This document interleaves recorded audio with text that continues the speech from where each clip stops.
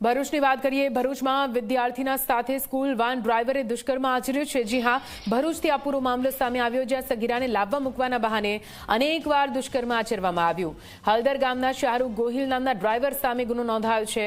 લોભામણી લાલચ આપીને સગીરાને ફસાવ્યાનો ખુલાસો છે। પરિવારે ફરિયાદ કરતા પોલીસે કાર્યવાહી કરી। દુષ્કર્મ અપહરણ પોક્સો હેઠળ ગુનો દાખલ કરવામાં આવ્યો। આરોપીને પોલીસે કરી છે ધરપકડ।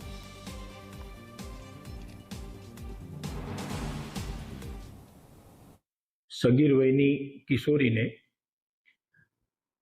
જે સ્કૂલમાં જવા માટે જે ગાડીમાં અપડાઉન કરતી હતી એ ઇકો ગાડી ચાલકના ડ્રાઈવરે આ સગીર વયની છોકરીને પ્રેમજાળમાં ફસાવી એની સાથે દુષ્કૃત્ય કરવા બાબતની ફરિયાદ આ સગીરની માતાએ 2 દિવસ અગાઉ ભરૂચ શહેર સી ડિવિઝન પોલીસ સ્ટેશને આપેલી।